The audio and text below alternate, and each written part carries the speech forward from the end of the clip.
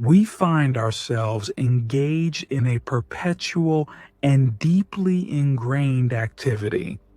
The restless mind, in its endless seeking, has ensnared itself within a peculiar and self-referential game.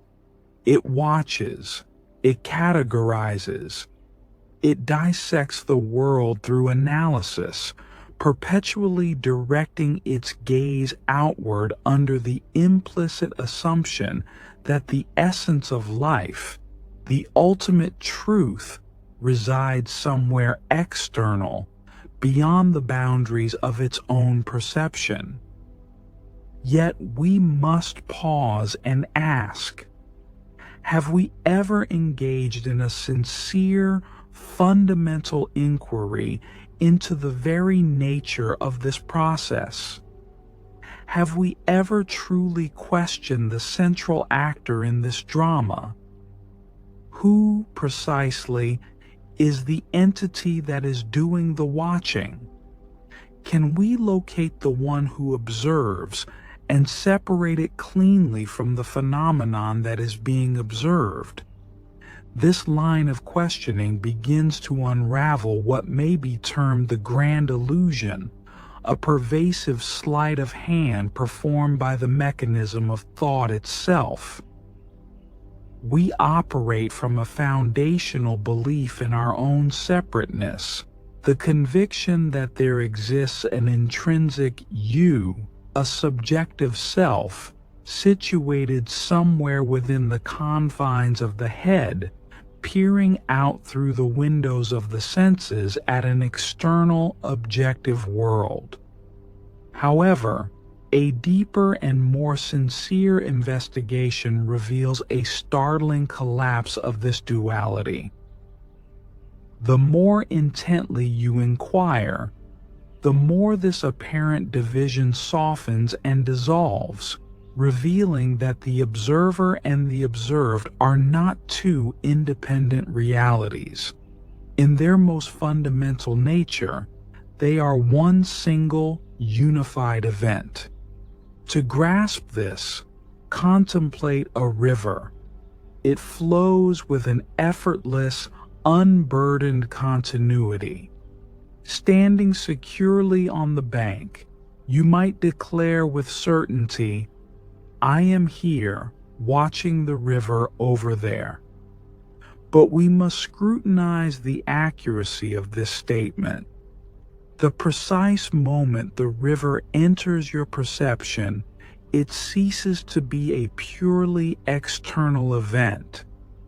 It is instantaneously translated into an internal experience. Your mind does not contain a perfect isolated replica of the river. It holds a complex, lived experience composed of shimmering visual patterns, the sound of rushing water, the cool sensation of mist, all arising as sensations within consciousness. In that instant of perception, a seamless fusion occurs. The river and the perceiver of the river are bound together in an intimate, indivisible dance. The subject and object are united in the act of knowing. Now, apply this same lens of inquiry to your own inner landscape. You observe the ceaseless flow of your thoughts, the shifting tides of your emotions, the subtle undercurrents of fear and desire. The habitual mind immediately posits a hierarchy. Here I am, the stable witness, and there they are, the transient contents of my mind. But again, we must ask, who is this I that claims ownership of the observation? If you posit that you are fundamentally separate from your thoughts, then what is the nature of this seemingly separate entity that stands apart to watch them? Conversely, If you conclude that you're your thoughts, then who or what is possessing the awareness of them? This is the precise point where intellectual understanding fails and direct seeing begins. The profound revelation is this: the moment you clearly perceive that you're not an entity standing apart from your perceptions, you comprehend that all sense of division is a mental construct, a narrative superimposed upon a seamless reality. Our entire lives are often spent navigating within the confines of this assumed duality, the thinker versus the thought, the experiencer versus the experience, the dreamer lost within the dream. Yet a clear, gentle looking shows they are co-emergent and interdependent. They arise together like two sides of a single coin. The wind's movement is inseparable from the dancing of the trees. A wave is not an independent entity, but a temporary formation of the ocean itself. In the same way, you are not a passive spectator of life's unfolding. You are the very substance of the unfolding. You are life, aware of itself. This realization transcends conceptual understanding. It is not a philosophical conclusion to be agreed with, but a fundamental shift in perception to be directly glimpsed, without the interference of the analytical mind, without resistance. And in that moment of unmediated seeing, a remarkable transformation occurs. The exhausting internal struggle, the effort to control experience, to rigidly categorize it, to maintain the illusion of a separate self navigating a separate world, naturally dissipates. What remains in the wake of this cessation is not emptiness, but a profound and alive stillness. It is an effortless ease born from the direct knowledge that you were, are, and never could be apart from the magnificent dynamic dance of existence itself. We are, from our earliest moments, immersed in a culture of separation. We are taught, both explicitly and implicitly, that we are discrete individuals, isolated from other people, distinct from the natural world, and alienated from the vast, mysterious unfolding of the cosmos itself.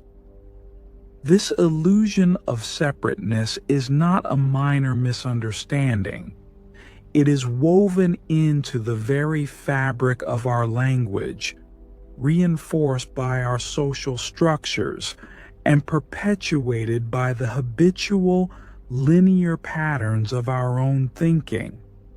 We constantly assert, "I am in here, and the world is out there," as if a definitive, unbreachable boundary exists between the perceiving subject and the perceived object. But does this model withstand scrutiny? Examine the simple act of seeing. When you gaze at a tree, where does the actual experience of the tree reside? You might instinctively point outward, stating the tree exists independently in space. Yet, how do you know the tree? Your knowing is mediated entirely through perception. The play of light on your retina, the neural processing, the arising of a mental image. That image, that experience of treeness, occurs within the field of your awareness.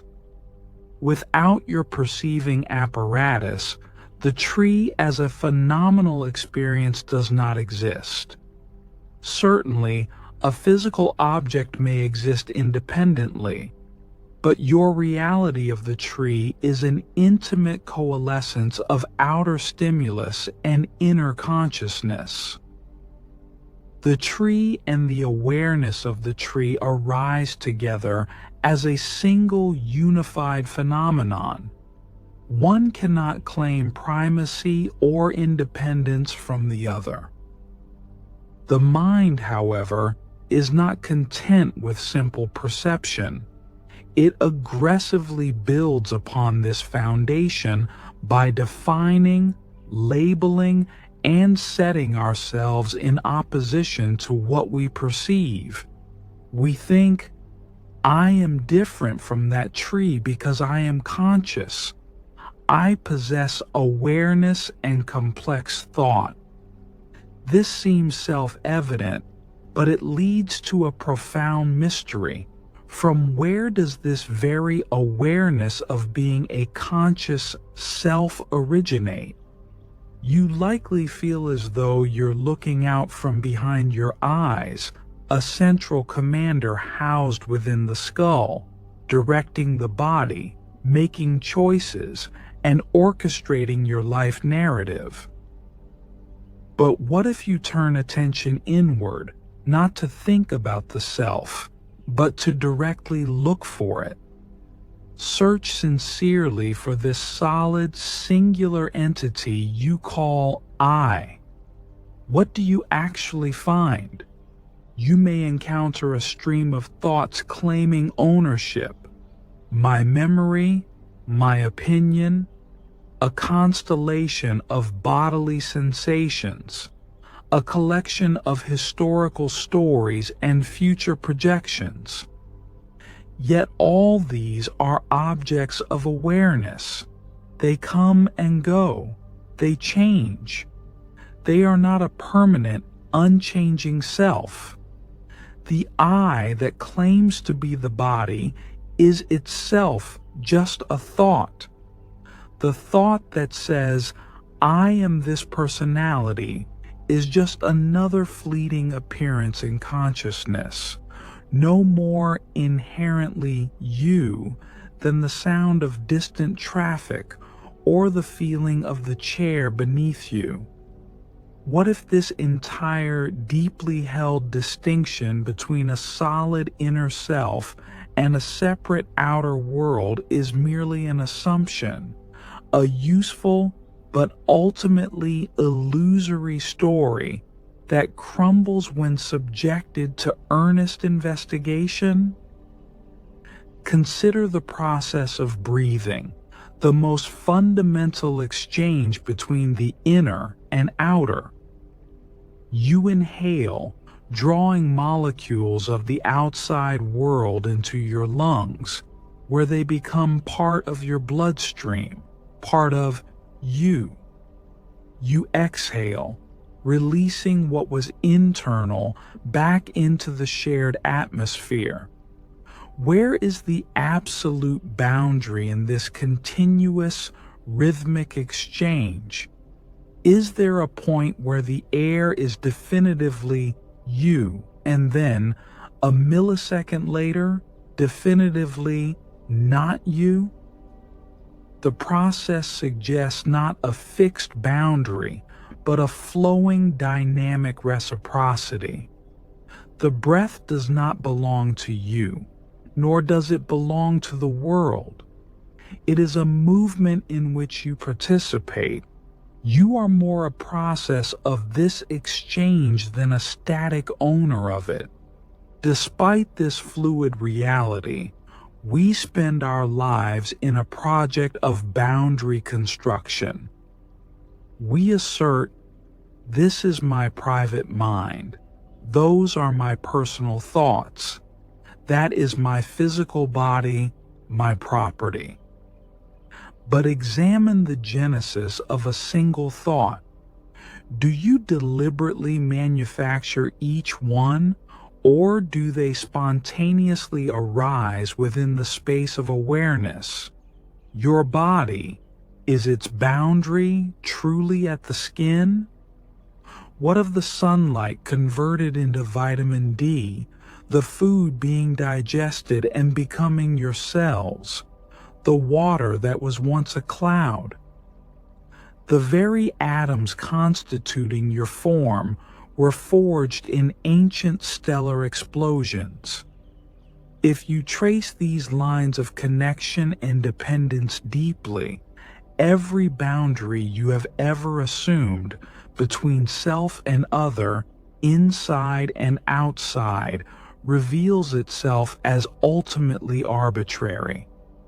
They are pragmatic fictions that enable daily functioning, but they do not correspond to the deeper, interconnected truth of existence. Unsurprisingly, the conditioned mind fiercely resists this truth. It clings to its sense of isolated individuality because the prospect of dissolving into a boundless, impersonal awareness evokes a primal fear. It desires a solid, definable self, a fixed reference point from which to operate, to claim, to achieve, and to defend. But observe nature without imposing this narrative. Look at the ocean. Does a single wave, however majestic, ever declare its independence from the sea? It rises, crests, falls, and subsides. It is a temporary expression, a unique pattern of movement, but its substance is always and only ocean water.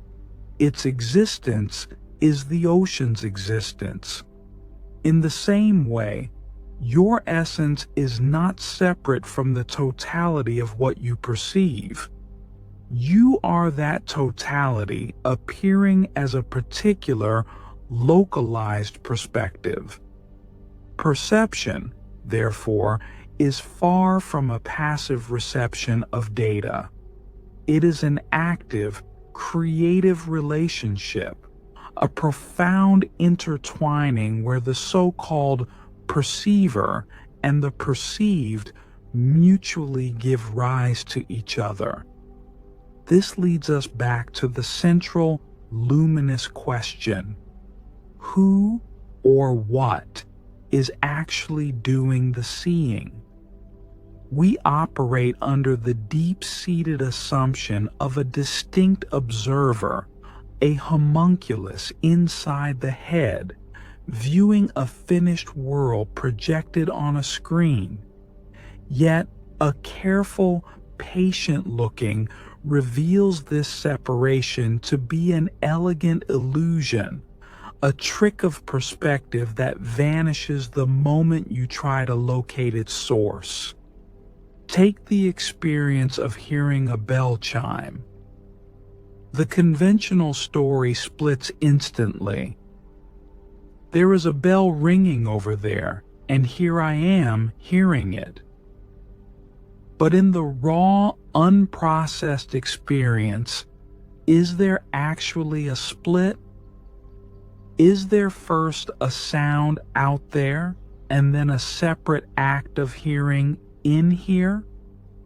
Or is there simply the immediate, undeniable presence of sounding, a unified event where the source, the vibration, the auditory sensation, and the knowing of it all arise as one seamless whole?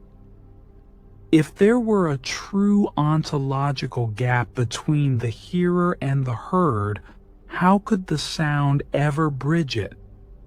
The moment it is known, it is already here, within the field of awareness.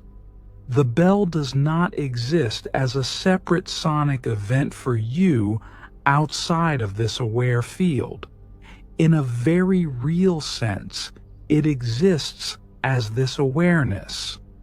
This principle illuminates every facet of experience. You watch a thought arise, perhaps a memory or a worry, the mind instantly creates a division. I am having a thought. But who is this I?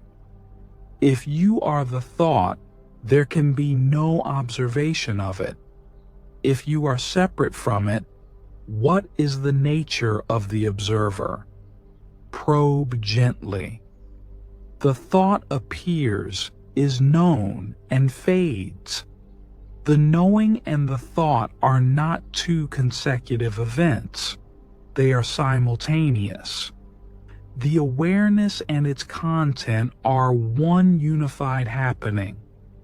The thought is an appearance within awareness, not to a separate owner of awareness. The same dissolution of boundary occurs with emotion. A surge of anger is felt. The labeling mind instantly claims it. I am angry. This identification creates suffering, a sense of being possessed by the emotion. But look more closely at the actual experience. Can you isolate a solid you that is separate from the felt sensation of heat, the tension, the flowing energy labeled anger? Or is there simply the arising of a passionate, changing energy pattern within the spacious field of consciousness? The emotion and the awareness of the emotion are not separate. The feeling is an expression of aliveness within awareness itself. In the moment of pure perception, without the secondary label, there is just a dynamic sensation, appearing and passing. Even the most fundamental sense of agency, of being a doer, unravels under this gaze. Imagine walking. The thought arises, I am walking. But pause the narrative and feel the actual phenomenon. Is there a walker separate from the walking? There is the sensation of ground meeting foot, the shifting of balance, the swing of limbs, the rhythm of breath, a magnificent, coordinated symphony of sensations and movements. Where does the I insert itself as an independent controller? The experience is one of integrated, intelligent motion happening spontaneously. The perceiving of the movement and the movement itself are a single, flowing reality. Light provides another profound metaphor. Without light, the visual world does not appear. Yet light itself is invisible. We only see the objects it illuminates. Light is the enabling condition, the silent medium. In an analogous way, awareness is the invisible, ever-present light by which all objects of experience, thoughts, feelings, sensations, sights, sounds, are illuminated and thus come into being for you. The objects of your world do not have an independent, stand-alone existence as experiences. They are conjured into the reality of your life through the marriage of sensory data and conscious awareness. The perceiver and the perceived are thus co-created in each moment of knowing. A river in its endless flow serves as a perfect mirror for this understanding. You observe it and name it, treating it as a persistent thing. But the water you see now is already miles downstream. The river is a process, a verb disguised as a noun. It is a relationship between rainwater, gravity, mountain rock, and ocean tide. When you say, "I see the river," you're referencing a moment in this eternal process, captured and interpreted by your senses and mind. The sound of the water, the sight of the current, the coolness of the spray, these are not out there. They are the components of an experience arising within you. The river of your experience and the awareness that contains it are one event. And what of you, the observer? You are no more static than the river. Your body is a whirlwind of cellular regeneration and decay. Your memories are reconstructed with each recollection. Your personality is a pattern of habits shaped by circumstance. The you of 10 years ago is as gone as yesterday's river water. You are a process, a flowing event. The sense of a continuous solid self is a mental stitch, a story woven to create narrative coherence from ceaseless change. This brings us to the most intimate paradox, self-awareness. We say, "I am aware," but this very statement creates a division. Who is this I that is aware of being aware? The mind attempts to grasp itself, leading to an infinite regression, like an eye trying to see its own pupil without a mirror. We are born into a name, a history, a social identity, and we mistake this assembled construct for our fundamental being. But when you inwardly seek the seeker, you find only more sought-after objects, thoughts, feelings, sensations. The supposed seer is elusive, yet undeniable awareness remains. It is the constant, non-judgmental space in which all objects come and go. It is like the sky, ever present and unchanging, while clouds, thoughts, feelings drift through it. You cannot see the sky by looking at a cloud. You must look past the cloud to the space that holds it. Similarly, you cannot find awareness as an object. You must recognize it as the timeless subject, the very condition of all experiencing. It is what you are, prior to all the things you have or do. The mind, craving definition, wants to claim this awareness. This is my awareness. But who is the me that owns it? The attempt to own awareness is itself a thought arising within awareness. You cannot stand outside of it to possess it. You are it. This is the final collapse of duality. The mirror cannot reflect itself. Awareness cannot objectify itself. It is the silent, boundless ground of being. This understanding reveals the profound unity of all existence. The distinctions we see, self and other, wave and ocean, tree and forest, are relational, not absolute. They are diverse expressions of a single, indivisible reality. The wave is the ocean's energy in a particular form. The tree is the earth, sun, and rain expressing as wood and leaf. You are the universe's matter and energy, momentarily organized into a conscious form that can ponder its own nature. The atoms in your hand were once part of a distant star. The air in your lungs has been breathed by countless beings. You're not a separate entity in the universe. You are a localized expression of the universe, a point where the cosmos becomes aware of itself. Therefore, the final inquiry dissolves into silent recognition. When you ask, "Who is watching?"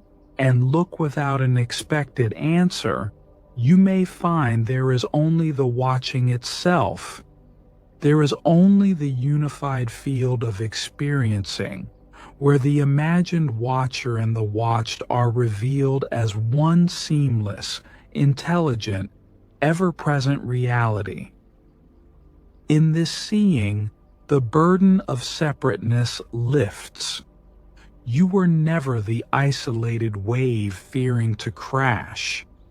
You were always, and will always be, the vast and boundless ocean itself, appearing for a beautiful and fleeting moment as a wave.